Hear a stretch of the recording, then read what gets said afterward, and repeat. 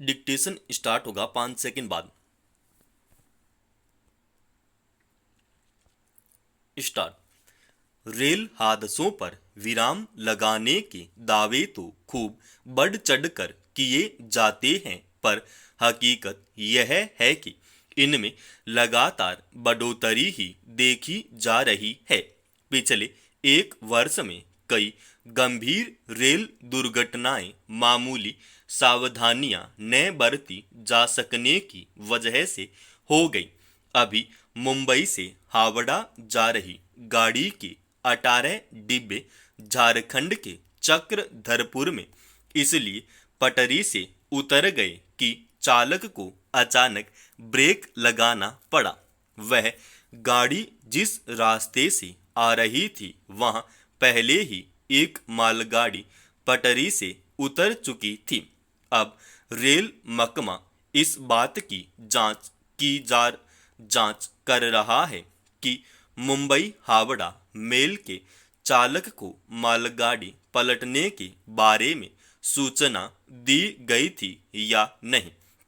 गनीमत है कि इस हादसे में बहुत बड़ा नुकसान नहीं हुआ। 2 लोगों की मौत और 8 लोगों के घायल होने की सूचना है। 18 बोगियों के पटरी से उतरने का मतलब है कि यह हादसा और बड़ा हो सकता था। पिछले वर्ष ओडिशा के बालासोर में 3 गाड़ियों के टकराने से हुए हादसे के वक्त से गाड़ियों के चालन में सुरक्षा उपायों को चुस्त बनाने पर जोर दिया जा रहा था, मगर उसके बाद भी एक के बाद एक कई बड़े हादसे जो हो गए। पिछले एक महीने में ही 3 बड़े हादसे हो गए। रेल हादसों की वजह किसी से छिपी नहीं है। हर बार यह संकल्प दोहराया जाता है कि जल्दी ही हर गाड़ी में टक्कर रोधी उपकरण लगा लिए जाएंगे, जिससे हादसों पर रोक लग सकेगी। मगर लगातार हो रहे हादसों की प्रकृति को देखते हुए यह दावा नहीं किया जा सकता कि अकेले टक्कर रोधी उपकरण से इस समस्या पर पूरी तरह अंकुश लग पाएगा।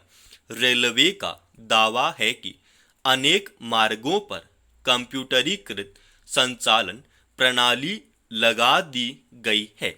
पटरियां बदलने और संकेतक आदि के लिए आधुनिक उपकरण लगा दिए गए हैं, मगर देखा गया है कि इनके ठीक से काम न करने या इनका संचालन ठीक से न किए जाने के कारण ही अक्सर हादसे हो जाते हैं।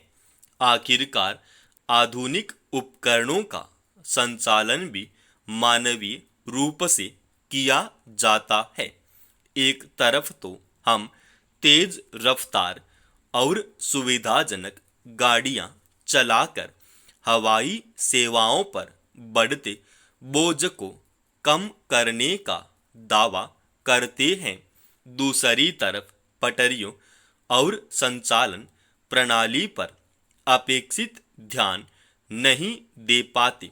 यह भी किसी से छिपी बात नहीं है कि रेल सेवाओं में बेहतरी के दावों के बीच इस पर अपेक्षित खर्च नहीं हो पाता। रेल की ज्यादातर पटरियां पुरानी हो चुकी हैं। उन पर गाड़ियों का बोझ लगातार बढ़ते जाने की वजह से वे खतरनाक साबित होती हैं। उन्हें पटरियों पर तेज रफ्तार गाड़ियां भी चलाने की कोशिश की जा रही है। विचित्र यह है कि मौजूदा रेल मंत्री के कार्यकाल में लगातार हादसों के बावजूद उनकी सेहत पर मानो कोई फर्क नहीं पड़ रहा है। देश के करोड़ों लोग आज भी रेलों पर ही निर्भर हैं। माल ढुलाई का बड़ा हिस्सा रेलों से होता है। ऐसे में रेल मार्गों को सुरक्षित और भरोसेमंद बनाने की अपेक्षा स्वाभाविक है, मगर निजी कंपनियों को जिम्मेदारी सौंपकर सरकार स्टेशनों के सौंदर्यीकरण पर ही जोर देती अधिक नजर आती है। पटरियों और रेल संचालन के आधुनिकीकरण को लेकर उतनी गंभीर नहीं है। इसी की वजह से न केवल रेलवे को हर वर्ष बड़ी संपत्ति का नुकसान उठाना पड़ता, बल्कि बहुत सारे परिवारों को जीवन भर की पीड़ा झेलनी पड़ जाती है।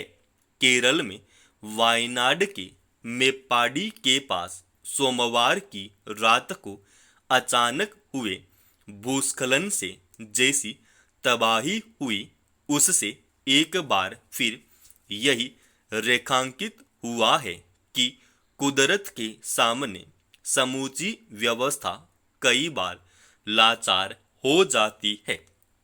हालांकि प्रकृति के कहर को रोका भले न जा सके, लेकिन इससे बचाव के उपाय जरूर किए जा सकते हैं, ताकि जानमाल के नुकसान को कम से कम किया जा सके। वायनाड में रात के 2-3 बजे को बाद 3 बार भूस्खलन हुआ और उससे वहां अब तक 100 से ज्यादा लोगों की मौत हो चुकी है। करीब 100 लोगों को अस्पताल में भर्ती कराया गया और काफी लोग लापता बताए जा रहे हैं। हताहतों की संख्या और बढ़ सकती है। यूं राष्ट्रीय आपदा प्रबंधन बल के कर्मचारियों सहित अन्य महकमों के राहत कर्मियों ने बचाव के लिए हर संभव प्रयास किया है, मगर त्रासदी है कि भूस्खलन से तबाह एक क्षेत्र पूरी तरह से अलग थलग हो गया, जहां पहुंचना आसान नहीं है।